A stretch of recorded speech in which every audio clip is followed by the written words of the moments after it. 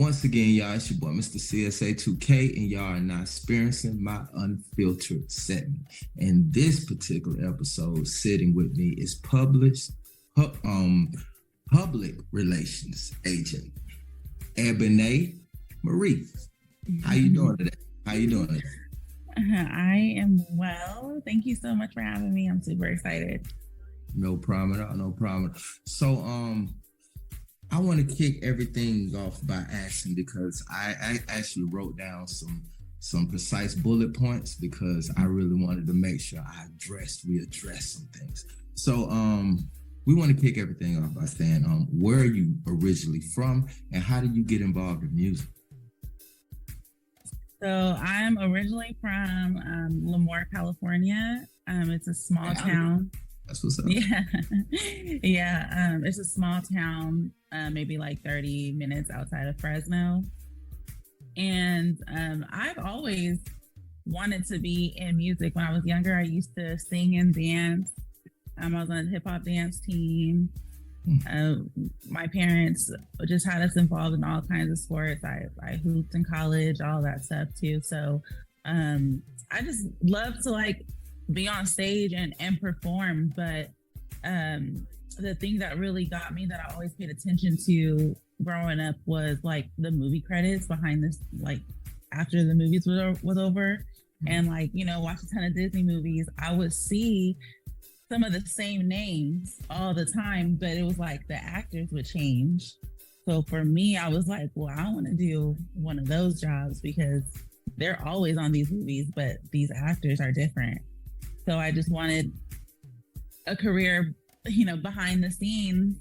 And talking to, professors and counselors in college, telling them some of the things that I want to do, they were just like, okay, sounds like you want to be a publicist and be in public relations, and to help people and see them win and all that good stuff. So I studied that in college, went the corporate route. 2020 came, and I just decided to take a leap of faith and start reaching out to local artists. Hey, I have these skills, I'll do it for free. Let's just see what we can do. And this group, Cutthroat Mode, shout out to them. We really took off, and that's really how my PR career in music got started. Dope. So you said you grew up liking music and entertainment and stuff like that. So can you tell me a few of your favorite artists from your childhood that you could remember? The singing in the showers, grabbing a brush, looking in the mirror, doing your dances and stuff. Who are some of your favorite artists? I would say Keith Sweat. My mom listened to a lot of Keith Sweat. SWV for sure. Who else? Destiny's Child, of course. Mm-hmm. Me and my homegirls used to sit in the garage and just come up with routines all the time to their stuff. So, and who else? Sierra was somebody I really rocked with growing up. Still rock with her. We were just a music household. So, who else? Smokey Norfolk. I used to grab, he hits all those notes and stuff. And so I used to be in the shower really trying to hit on those. Okay, getting your spirituality on. I feel you. Go ahead. Fred Hammond. So we just, my mom loves music, and she had us listening to a bit of everything, Temptations, all that stuff growing up. So that's kind of why I have a big catalog now of music. I love everything. So in the beginning of everything, I know you mentioned growing up in a small town in in California. So because I've talked to a lot of people that grew up in other larger areas and stuff like that. And me, I actually was born in Inglewood. I'm a Cali baby. I'm Georgia raised. I'm a Cali baby. But so what was it like? You know what I'm saying? I'm just rewind a little bit. What was it like growing up in a little town in California. What was that like? Man, I did not like it. I didn't like it because I think I was just someone that was always in tune spirituality and just really, God blessed me with the spirit of discernment at a young age. And I never thought like I was better than anybody there, but I just knew that I was just bigger than that town. You know what I mean? If that makes sense, not like awesome. Yeah. So I just felt like I didn't really fit in there because I just had a different mindset. I was really like, how am I going to get out of here? But I mean, in a sense, it was cool because we had like we had our own little village. Everybody took care of each other, and so that's one thing that I do love about it and enjoy growing up. Is everybody knew each other and looked out for each other. My mom was a single mom, so she would have to work late nights, and me and my brother would be outside hooping, and sometimes we would be outside hooping, after the lights came on, and somebody would drive by and like, hey, y'all know y'all supposed to be in the house. Things like that. So it just felt like a one big family, but with a small town it comes a lot of drama to like BS that's like really just unnecessary. So it had its moments, and it's good moments, had some bad moments, but I would say overall that it was a cool experience. I was just like ready to dip and get up out of there though. I understand that a lot. So was the gang culture heavy in a smaller town like it was in the bigger cities? I would say with the Mexicans where I'm from, okay. Everybody else wasn't really on anything like that because Lemoore is a Navy town. Okay.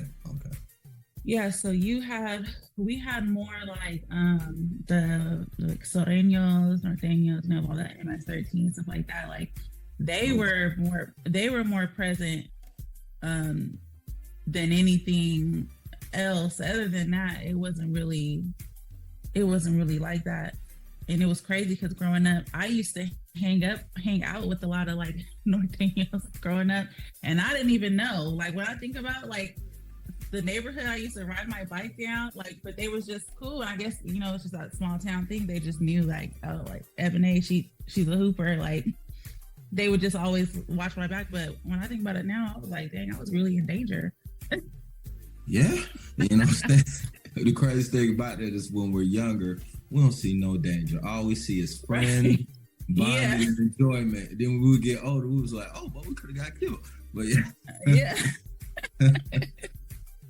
So, how much of the West Coast influenced your music taste? Like your music taste and the genres you pick and the certain artists you listen to, and even the artists that you've now chosen to work with?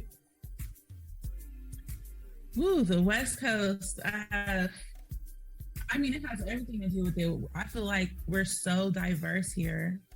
We have just a different sound, and I feel like it just made me more open to other artists.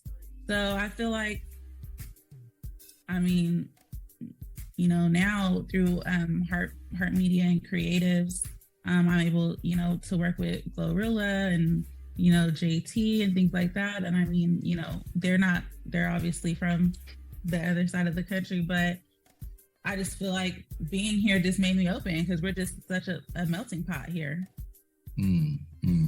So, speaking about, the artists of the day and then, looking at the artists back then, do you feel that music helped bring identity to our culture pertaining to the struggles and everything we went through? Do you feel that music helped bring an identity to our culture? Absolutely. 100%. We were able to, and still to this day, we're just able to express the things that we're really truly going through. You know, it's cool that it's entertainment to some people, but you know, it's real life.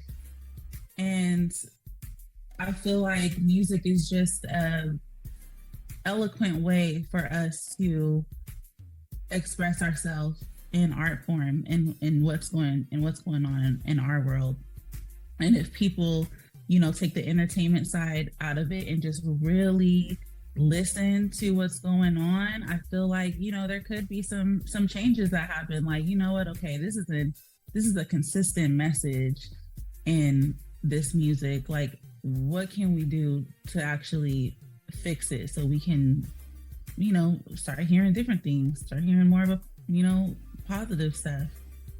And so yeah, long-winded answer, but that's how I feel about it. So with you saying that, do you feel that it's a stronger importance of us to speak out against those that exaggerate some of exaggerate their experiences to the point to where it's kind of creating a ugly face to our culture, or it's harming our culture? Like, do you feel as us, you know, being a part of how, you know, helping music continuously evolve, being that voice to just educate and say, hey, you know, this gives our culture an identity, but some of the identities that some people are painting is not a part of everybody's culture because we're Black? Absolutely. I think the cap is dangerous to us. It's just glorifying the wrong things. I think people get the venting and all that stuff misconstrued in the music.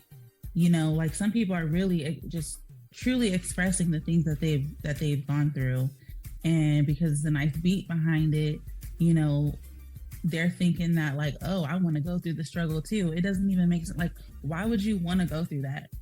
You know, like, why would you want to, you know, if you got some people that talk about like being broke, not knowing where their next meal was coming from and all that stuff. Like, why would you want to lie about that?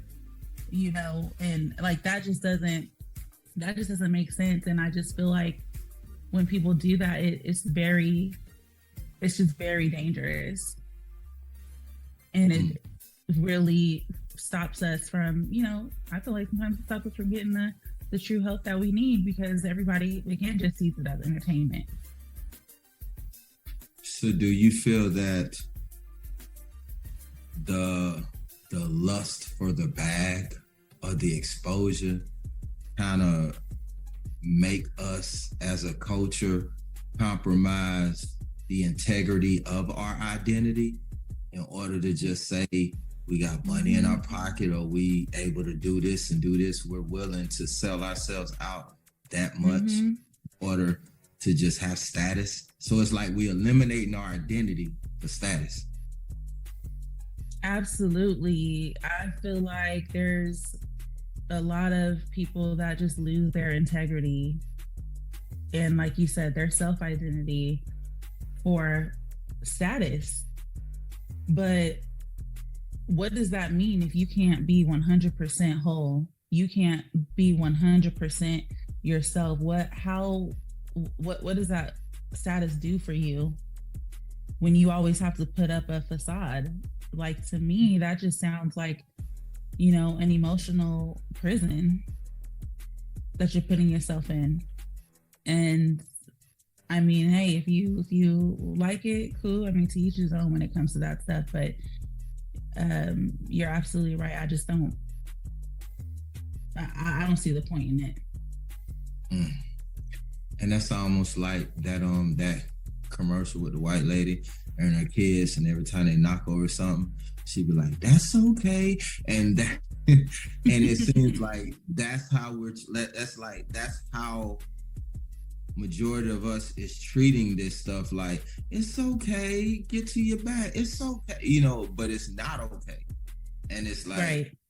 It's like it starts off small. It's almost like your child, you know, if you have a kid, you know, they're cute, when they're 4 and 5 and they do little stuff and everybody's laughing. But then when they get older, you want to get upset about it when you should have handled it when they were small. You talk about, oh, that's cute. No, that ain't cute. But and it's like these same approaches are being used heavily when it comes to us as adults and influencers and pertaining to artists and music. It's like with you being a PR, do you put your integrity before your business opportunity? Do you place your integrity before your business opportunity? Because Absolutely. I know a lot of people that they compromise that in order to get that opportunity or in order to get that client. And then they'll be around that client and deep down they're like, I don't even know what I'm doing. But it's like, I don't even know I'm here. Why am I doing? But you're there and you're putting energy in it. So it's like, it's almost like it's contradicting you in a sense because you're compromising to get a client, but the look is like bothering you. So do you experience that a lot dealing with other PRs or just other people pertaining to imagery of an artist when you come in contact with different, you know what I'm saying, other businesses and other entities pertaining to clients? Well, for me personally, I will not ever compromise my integrity for a client. Absolutely not. I need to be able to sleep at night. True. So I'm not on that. If I don't believe in it, if I don't see the vision, like I feel like I have to see the vision before I even understand the mission. And if I don't see a vision, then I'm just not even going to waste your time. I will absolutely refer somebody. Like I'm not one of those publicists that like, no, this is my bag. Da, da, da, da. I'm like, look, I know there's enough money for all of us to win. So if I'm not rocking with it or I feel like it's not a good fit, I will refer all day. So there's no doing that. And I know some people that have done that and they're miserable. And they feel exhausted and mentally drained because they're a part of something that they truly don't believe in, and they just want to have that look that they're working with this person and all of that stuff. But that has never been worth it to me.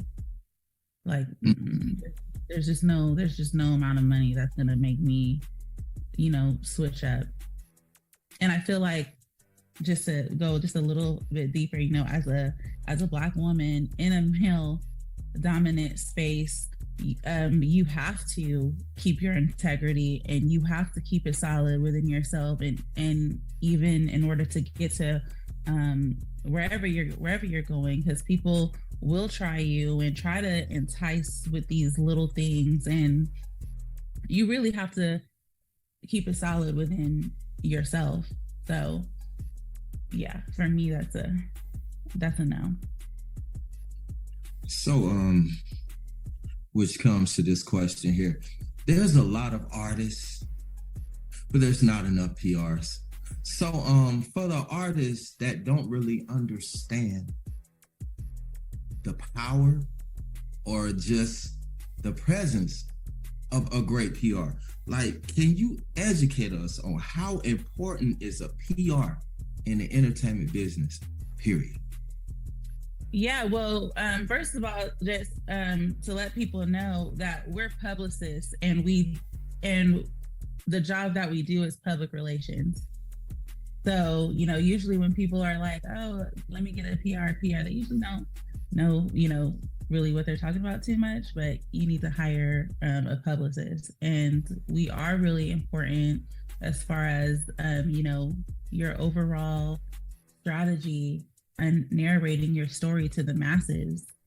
There's, of course, with social media, there's some people that just feel like, oh, we can do this and all that stuff. But you want to have a great publicist on your team that goes over goes over your image, you know, connects you with the right brands, connects you with the right media outlets as well, and so that you're able to narrate your own story and it's not the other way around.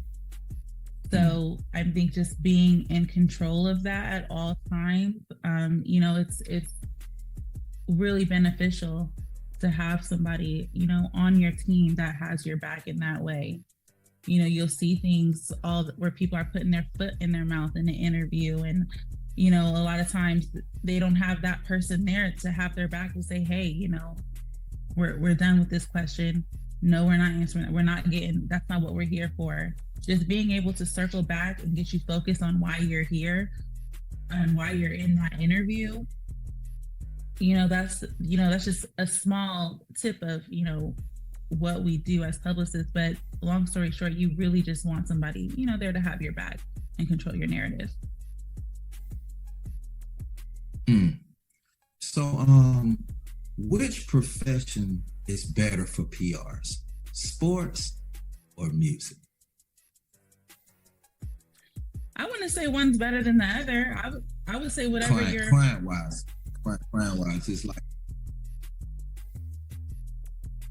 it's still the same. I wouldn't say one's better than the other. Do you mean like personalities? Like if is that what you are asking? Like the opportunity, the depth, the growth, like the depth, the growth, the opportunity, the pay scale, the connections and stuff like that. Like pertaining to progressing, which profession is better?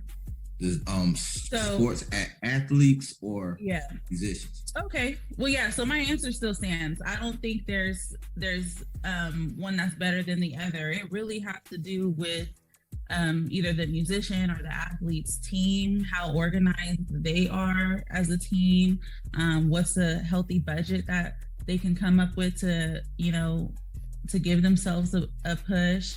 And I feel like at the end of the day, it really comes down to who has a solid team behind them. Because it could be an athlete that has a super solid team, and sometimes it's musicians that have a solid team. It really just depends on what the publicist is more passionate about, if they want to be in music or in sports. So from your experience, which side seems the more organized when it comes to doing business, and when it comes to you making certain moves and they're able to capitalize off of it because they're in position for every move that you make? You know what I'm saying? Like which side is more organized when it comes to that? So on the publicist side, I haven't worked with athletes, but from the outside looking in, just because I've worked with a lot of independent artists, I would say that it seems like an athlete has a little bit more organization, just because they usually have, you know, like an agent, and they'll have, you know, their business manager and stuff like that. Versus on the music side, just working with independent artists, you know, who they're usually managing themselves, which makes it a little difficult as a publicist, because then or I'll say for me, I'll start doing managerial things. It just kind of naturally just happens, because, you know, they just need so much help. So from that part, I would say an athlete, just in comparison to like a independent artist. But to someone that's signed, I mean, they come with all of that stuff: a manager, you know, day-to-day manager, business manager, you know, tour management. They pretty much have everything in place too. So it really just depends on where the athlete or where the musician is in their career. Dope. So I see that you are affiliated with the rap club with Craig and Brandon. And shouts out to Brandon and Craig. Yes.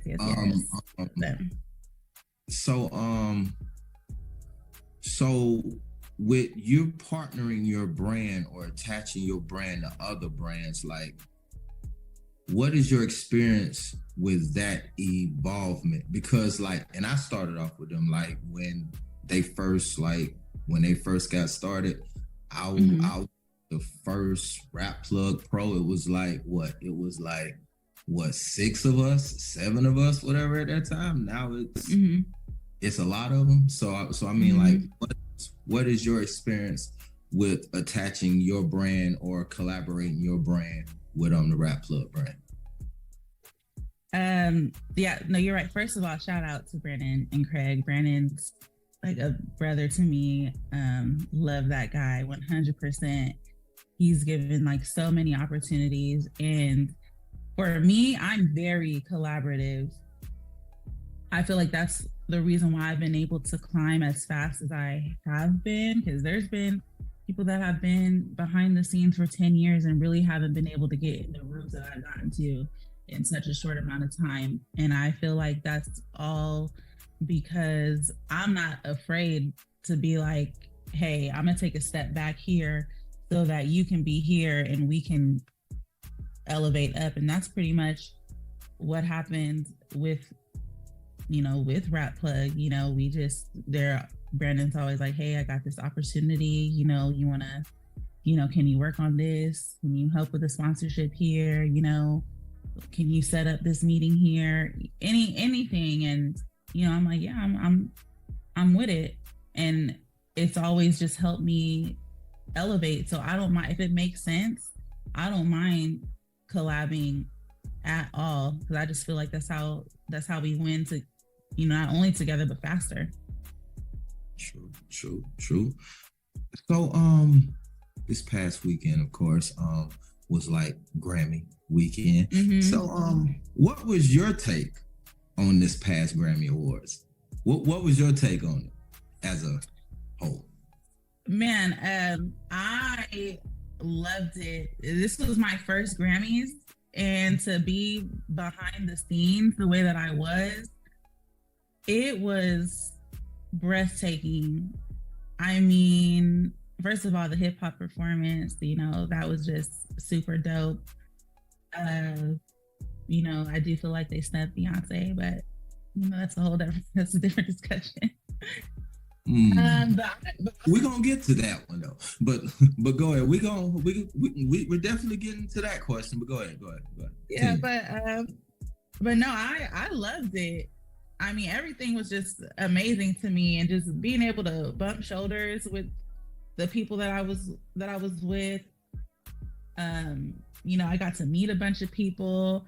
It was amazing. It was a really, really dope experience. I'm super thankful. I feel like I still haven't had the opportunity to really process it, because I've just been on the go so much. But nah, it was an amazing experience. Okay, so now let's talk about that. Do you feel that we are treated fairly when it comes to the Album of the Year category?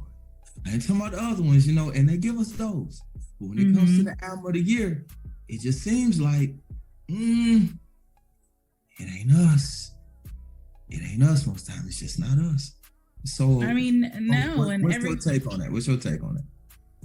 I don't think it's fair. And I mean, everybody knows that there's not enough of us in those seats to make those decisions, and that's just what it is. So that's why we get cheated all the time. There's, I feel like it's kind of like, okay, like, hey, these Black and brown people, they're winning a little too much. Let's go ahead and give it, to somebody else this time. And it's not right. Or do you feel that it's a higher seat and it's like a higher room, that they allow us to be in the room of the individual categories, but we'll never get in that room of the overall category? Like, that room is sacred. You feel that that particular room of decision is sacred, and it's the same people.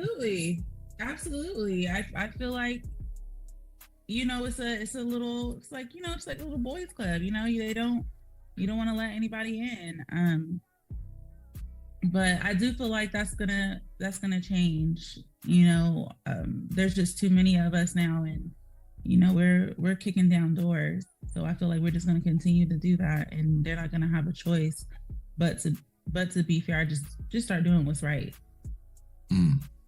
And one of the reasons why I asked that question is because even with the hip hop tribute, the cable, like whoever stations, whatever like that, they cut out half of it, so you didn't really get to see, like, something happen where it cut out the middle of it. And even from that to even when Lil Wayne was honored at the end, a lot of people didn't see that because the show was off, but it was still going. So it's like even with Maverick City winning the gospel, I didn't even know that. I had to look on social media, like, oh, they won. Like, it's a lot of backdoor awards given, like, but then when it comes to them, it's just them. That's the main highlight awards that's given. So even the acknowledgement is just a little off. Yeah, no, I agree, and I wasn't even aware that a lot of things were cut off until the end of the show. Because they were telling us at the end, like, oh yeah, this is going to be televised. This is going to be televised. And we were like, okay, like, that's a little strange.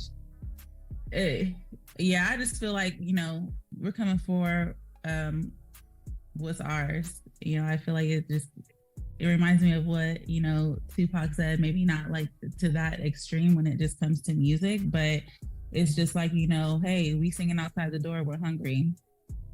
Eventually we're going to start beating it and we're going to take over.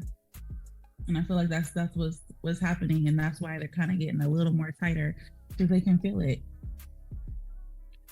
And do you feel that just for some apparent reason, the Grammy Awards was doing Black History Month? So that's why we got a little bit of the acknowledgement and the leverage. Because you know what I'm saying, it's like it was during Black History Month, so we're watching the Grammys in February. So it's like okay, they're gonna win the best rap album. We're gonna give them this, and we're gonna give something to Beyonce, and then we're gonna give something to Lizzo. We're gonna give something to but this right here, this is for, you know what I'm saying, like. So since we are celebrating the 30 years of hip hop, how do you see rap today compared to back in the late 80s, the early 90s, and the early 2000s? I feel like a lot of people complain about, like, oh, this is how rap used to be, and this is how, we didn't talk about this back in the day. I feel like when people do that, they're missing the beauty in the change, and you're missing the beauty in the involvement and or evolvement. And some people, still have that old school flow and still and get busy and get their message across. But there is beauty in the way people do things now. I mean, times are completely different. Technology is involved now. There's so much more, psychological factors where I feel like you can't rap the same. We still struggle. There's still some people that are going through the same thing that happened back in the day when hip hop was first getting started. But just, I feel like the mental anguish that we go through these days and the scrutiny that everyone deals with, there's no way that it could be the same. And I think we should just embrace it and just see the beauty in the growth and the change and the fact that people are able to, express themselves in a different way. Now I'm gonna play the devil's advocate with this real quick. Okay. I kind of feel that it's not necessarily people complaining about why hip hop is not looked at or even like done the same way it was done back in the days. With me, I feel that they're complaining because of the content. Because back then, there was negative content. Like, that was negative. But at the end of the day, how it was televised was balanced. But now it's more televised of the negative, and it's more silenced of the positive content. So it's almost like like I had this talk with someone because it's like I actually spoke of like gospel rap. And he was one of my friends, he was saying, he was like, but there's a place for that. There's a place to push that. There's a place, this is over, that's a place. And I was explaining to them, I'm like, when hip hop first came out, it was Muslims, 5%ers, Hebrew street dudes, game up. It was, and they all came together for the voice of the community and the culture. They didn't push you off in a place and say there's a place for you over here. If you were speaking on something that was feeding a community to uplift and empower them, y'all had a cause. There was a cause. And the cause united everybody. So why now? So my biggest thing was like, if an artist choose based upon their life, because hip hop is a freedom of expression.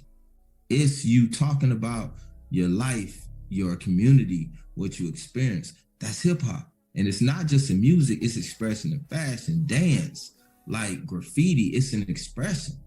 So if you have an artist that has changed their life for the better, and they want to talk about life pertaining to how they see it and just how it's helping them because of their better change, then why are they sectioned off now when it's supposed to be a conglomerate? Because it's the whole rap. Like, and that's almost like you saying, cause I do this country, was you gonna section what was another section for country? Like, nah, if you do country, country is in one hood. Right. So why is rap? Like, why is something positive gotta be shifted way over here and the negative was running? So to me, that's why I feel that there's certain things said about the way the music is now. It's not going against the artist, it's going against the button pushers that push more of something that's killing our culture and silencing something that can actually help and uplift and enlighten, or put them in a whole nother area to sit down when the popular seats is what's killing us. You know what I'm saying? Most was in the popular seats were killing us, but you got a whole section over here that don't nobody know about, and you push this over here, and it's like, it's not getting the same opportunities. But yet as a culture, we complain a lot about what the communities is doing. Right. But what we do every day is feeding to what we complain. Exactly. It's almost like, let's just say, and it's almost like a female. She like, my relationship suck, you know, guys ain't this, I'm tired of but she's quick to go out and pick up someone and fall in love, and sleep with, and post them on social media and give them the heart, and they haven't even fully earned it.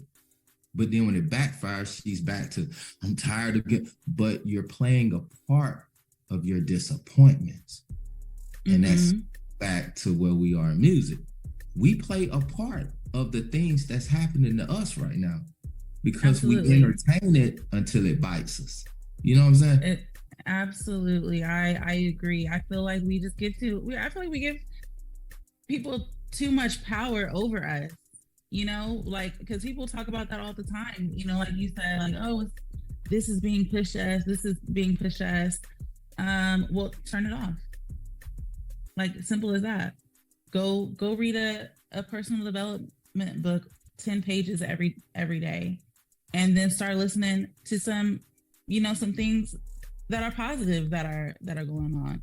Search for some goodness. We may have to go out of our way and search for it since the stuff is being pushed a little more, but take the time to look for it. I feel like, you know, we're not being forced to consume this. You know, we can turn it off. You know, you have the power to shut your social media down. You know, you have the power to turn off that radio that they're talking about killing. You know, of the TV show with all this negativity, change the channel. I feel like, yes, there is something being pushed, but we also have the power to, walk away if we want to. So, one of my last questions. Do you feel that Black women are treated fairly in the music business, or do you still feel that y'all have to prove something? I would say that it's gotten a lot better because, number one, there's a lot of us now like that are pushing these companies, these labels, artists, all of that stuff. There's a lot more, and I love to see it. But there is, still some stigma, behind being a Black woman, and they being overworked and underpaid and all of that good stuff. So it's still a fight, even though I do see that a lot more of us are winning in the entertainment space. It's still a fight, and we still have to stick together and really have each other's backs, because when they sense like any like small sense of like, you could possibly be a pushover, they're gonna push you. So I feel like everybody says, oh, you gotta have thick skin and all that stuff, but I feel like you just really gotta be solid within. And it goes back to what we said earlier about just having integrity and standing on what you're gonna do and what you're not gonna do. So with everything that you've experienced over the years, and just the levels that you've matured, the levels that you've superseded, the levels that you elevated, what would the grown Ebone say to the younger Ebone, if you could talk to your younger self? Ooh. I would say to say, I would tell myself to say no more often, and and I would tell myself, just to keep going. Man, that's a deep question. That's a deep question for me, because I went through a lot. Man, I know everybody goes through things, but I went through a lot at a young age. I was homeless my freshman year of college. And so I used to think the world was just crashing down and didn't really know what to do. So for me, yeah, I would say, learn to say no, and stand on your ground, and just to follow your gut feeling always, because it just has never ever steered you wrong. So before we go, I see that you work out and you take care of yourself, and and to me that is a strong importance, especially in our culture. And just to I applaud any woman that actually take themselves serious. You know what I'm saying? Actually be like, hey, it's not just about looking good. It's just about feeling good. So so do you personal train people on the side, or you just do it personally for yourself? I am a certified personal trainer, and I was taking clients up until maybe September, I think, my last client, because my schedule just got too crazy. But when things lighten up, I'm gonna start taking clients again. But I can't do it right now because I'm on tour right now. But yeah, no, so right now I just train myself. I don't want to say train myself completely. I do have someone that watches my macros, and it's my homegirl Farida. She's a bodybuilder, so I have somebody that looks out for me and to make sure that I'm on point as well. So she watches my macros, my water intake, all of that good stuff. All of that is really important to me and just really ties into the way that I work and ties into, I feel like my overall aura, because I feel like when you see somebody that is disciplined enough to, and another thing, I always carry a gallon of water everywhere I go. And, I just feel like when people see that discipline and that you're, able to do this day in and day out, it almost allows a wall to come down because they can trust that things are going to get done. It's like a subconscious thing. You know what I mean? So that's why all of that is just really important to me and, really ties into the way that I work and do things. Oh, dope. Well, congrats on all that. Congrats on you making sure you're always giving the greater you on all different levels and platforms. So I salute Thank you. So how did you get involved with the Black Media Honor? So with them, I attended the first one, and was it in 2020? I think so. And I saw that they were, looking for publicists, people in media relations and things like that. So I just submitted my resume so I can be involved for the next year. And Stephanie, shout out to her, Stephanie Davis, she, really rocked with me. Our energy was just really good. Again, understanding the vision before the mission and really saw what this could be. So I, decided to hop on board and, she allowed me to work and we just been going up from there. Dope. Well, congrats on that. And please shoot me an invite link or whatever like that when the next one comes, because I definitely want to be there for that. I definitely want to go to the Black Media. Absolutely. So, what do you have coming up that people need to look forward to, as well as where can everybody find you on social media? So everyone can find me on social media at I am Ebby. It's E-B as in boy, I-E. And before we go, I absolutely have to shout out to Heart Media and Creatives. I'm the creative coordinator for them. Yes, shout out to Whitney Harper. And that's actually how I've been able to, work with Glorilla, work with JT, work with some athletes now. Whitney's just absolutely 100% amazing and is really just like one of those people that is like, okay, I'm here. So now let me go back and give everybody else, some opportunities.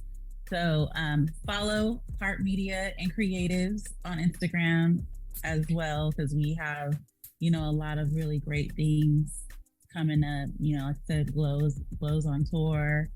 We got some athletes on deck. And we're just doing some really, really major things. I'm super excited about it.